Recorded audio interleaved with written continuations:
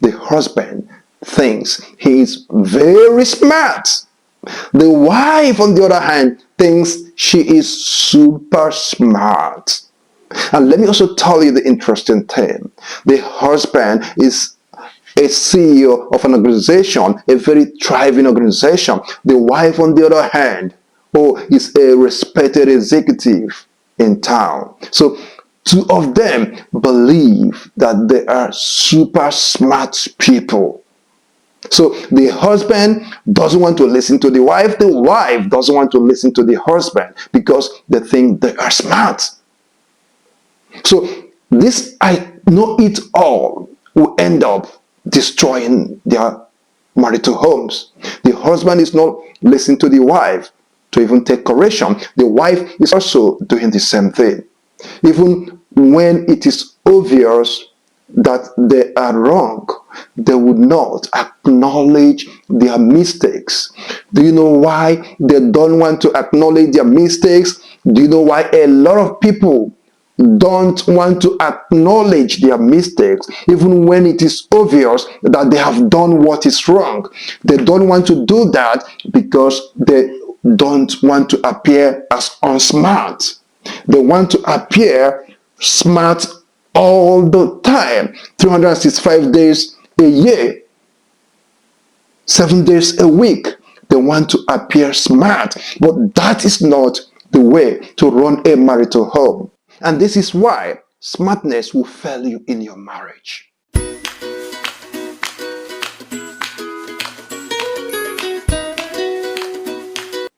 Hello everyone, and welcome back to Transforming Marriages with Uju Onwuzulike. I am absolutely thrilled to be your host.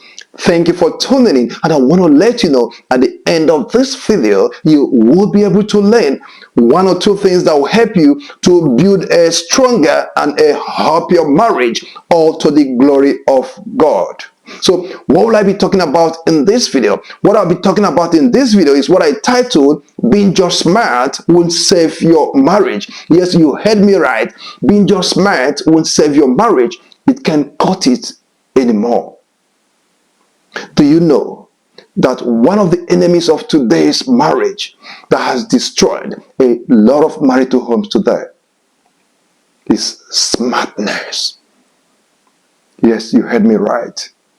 The husband thinks he is very smart.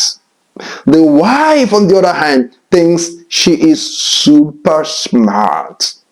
And let me also tell you the interesting thing. The husband is a CEO of an organization, a very thriving organization. The wife, on the other hand, is a respected executive in town. So two of them believe that they are super smart people. So the husband doesn't want to listen to the wife doesn't want to listen to the husband because they think they are smart. So this, I know it all, will end up destroying their marital homes. The husband is not listening to the wife to even take correction. The wife is also doing the same thing. Even when it is obvious that they are wrong, they would not acknowledge their mistakes. Do you know why they don't want to acknowledge their mistakes? Do you know why a lot of people don't want to acknowledge their mistakes even when it is obvious that they have done what is wrong? They don't want to do that because they don't want to appear as unsmart. They want to appear smart all the time, 365 days a year, 7 days a week. They want to appear smart, but that is not the way to run a marital home. And this is why smartness will fail you in your marriage. Yes, smartness is good. I'm not saying smartness is not good. I cannot say that. I have worked in corporate organizations, so I cannot say that. I understand what it means to be smart. But what I'm saying here is this. Being smart can be very useful in your organization. Being smart can be very useful in running your political office. Being smart can be very useful in building businesses. Being smart can be very useful to achieve your target, to deliver a high-performing organization. But being smart cannot be brought home for you to use it to run a successful home. Years back, when I was in corporate Nigeria, I have seen a lot of bank executive directors. These men and women are super smart. They are churning in the numbers day by day. They know what to do to turn around a dead business. They have been highly performing, but a lot of them are seriously having issues in their homes. The question is this: why is it that a super smart CEO, a super smart executive that is able to manage other workforce, that is able to manage even difficult people, why is it difficult for such an executive to manage his or her spouse? Have you ever asked yourself that? Why are these people having problems at home? They are having problems at home not because they are not smart. Like I have said initially, they are super smart. They are having problems at home because their smartness has made them to exhibit what is called superiority complex. Their smartness has gone into their heads. And as a result of that, they don't want to listen to their spouse anymore, even when it is obvious that they are wrong. They don't want to listen to their spouse. And do you know why they don't want to listen to their spouse? Because they want to always appear as superstars. And trying to appear like a superstar in your marital home will only do what? Will only destroy your marriage. I don't have an issue for someone to appear like a superstar, but that will only work in the organization. Appear like a superstar in your place of work. That will earn you a promotion. That will earn you your respect. Appear like a superstar in your business. Appear like a superstar in your profession. Appear like a superstar in whatever you're doing. But don't bring that home. You don't need smartness to run your marital home. You don't need smartness to run a successful home. To run a successful home, what you need is wisdom. Smartness in marriage is like having a beautiful blueprint or a beautiful plan. But that blueprint or that beautiful plan cannot automatically turn itself into a home or a house. That is what smartness does. Smartness gives you that beautiful blueprint, which is more of academic. But what does wisdom do? Wisdom turns that blueprint, wisdom turns that plan to become a beautiful home. And whoever sees that beautiful house will be able to say, wow, what a masterpiece. That is what wisdom does. You can achieve that by smartness. I also want you to see smartness like planting a seed or knowing how to plant a seed. And of course, knowing how to plant a seed will not guarantee that that seed will germinate. Wisdom is about being able to nurture that garden so that what you have planted will not only germinate, will not only blossom, but what you've planted will be able to produce the expected result. That is what wisdom does. So what a lot of people know very well in their marriage is how to plant a seed. but they don't know how to nurture the seed they have planted. And our inabilities to know how to nurture the seed we've planted to become a beautiful garden is one of the problems in today's marriages. So this inability to nurture your marriage or our marriages is what is lacking in today's world. And you can nurture your marriage if you don't have wisdom. And the way I want you to see wisdom is for you to see this wisdom as the foundation in which without it, your marriage is like a beautiful house built on sand. And no matter how beautiful that house looks like, when storm comes, what do you think will happen to that house? It will crumble down. And that is something that will apply in our marriages. When we get into marriages without wisdom, and we think we are smart, our smartness will have a limiting force. When the storm of life comes, when the challenges of marriage comes, when the things that we have been doing wrong requires us to do them rightly, and the only way we can do them rightly is for us to have wisdom. And because we lack this wisdom, we end up having issues in our marriages. And this is why a lot of people are having problems today.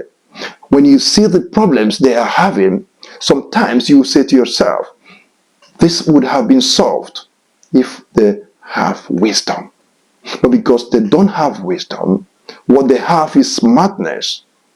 They are unable to solve these problems. So I am saying to you in this video that your smartness is not what you need to build a stronger and a happier marriage. What you need to build a stronger and a happier marriage, what you need to run a successful marriage is wisdom and not your smartness. I know a lot of people would like to ask, how do we have this wisdom that we are required to run our marriage?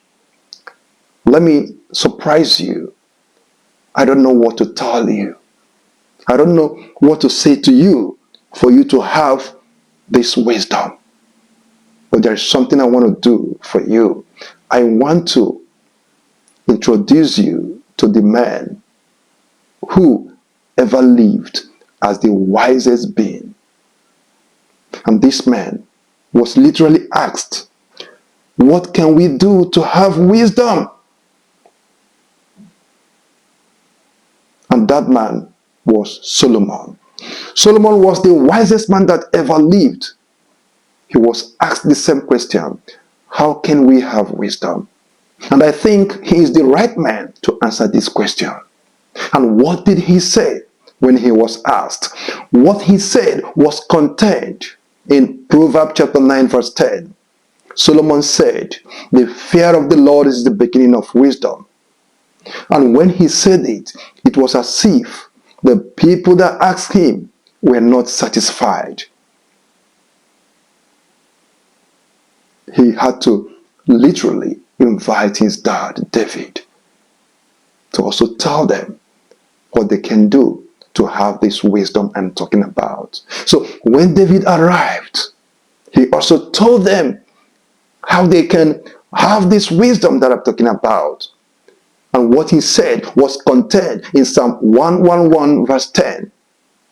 David said, and what he said, interestingly, was also the same thing that Solomon said. David said in Psalm 111 verse 10 that the fear of the Lord is the beginning of wisdom. So as we can see, what Solomon said and what David said were the same thing. And you would think that the people that asked that question would be satisfied. At least two of the greatest men that ever lived have told them what to do to be able to have wisdom. So it was as if the people were not still satisfied. So in their doubt, it was as if a bird carried their thought to Job. And Job said to them, Can you all listen to me? If you can listen to Solomon, the wisest man that ever lived, if you can listen to David, can you listen to me? I want to tell you what you can do to have this fear of the Lord. But guess what? What I'm going to tell you is not just to tell you what to do to have this fear of the Lord. I am going to tell you what this fear of the Lord is. And what did he say? What he said was also contained in Job 28:28. He said, the fear of the Lord, that is wisdom. So you can see that Job didn't even say to them that the fear of the Lord is the beginning of wisdom. In Job's estimation, in Job's thinking, he believes that the fear of the Lord is equals to wisdom. So if you bring what David has said, what Solomon has said, and what Job has said, one thing is central here. One thing is common here, that you cannot get wisdom if you don't have the fear of the Lord. Without the fear of the Lord, what you have is worldly wisdom. Without the fear of the Lord, despite your smartness, what you have is worldly knowledge. What you have is intellectual knowledge. What you have is academic knowledge. What you have is worldly understanding. You don't have the wisdom that comes from God. And the only way you can have that wisdom that comes from God is when you begin to have the fear of the Lord. In this video, I am entreating you to bring back the fear of the Lord in your life. And when you do, what do you think will happen? The Holy Spirit will now begin to administer this wisdom to you. And let me tell you what will happen in your life when the Holy Spirit begins to administer this wisdom to you. What you wouldn't have normally done, you will begin to do them. All because the Holy Spirit is telling you what to do. The Holy Spirit is giving you the godly wisdom that you are required to operate effectively in your marriage. There are so many things that I have said to my wife that I will not do. When she told me those things, I said to myself, I won't do those things. But before I knew it, the Holy Spirit administered his wisdom to me. And through his wisdom, I was able to do what ordinarily I would have done. So the reason why we have issues in our marriages today is because this wisdom of God is lacking. And because it's lacking as a result of not having the fear of the Lord. The Holy Spirit is not ministering to us anymore. The Holy Spirit is not telling us what to do anymore. So I'm entreating you to bring back the Holy Spirit in your life. And when you do, you will have the godly wisdom you are required to have to run an effective marriage.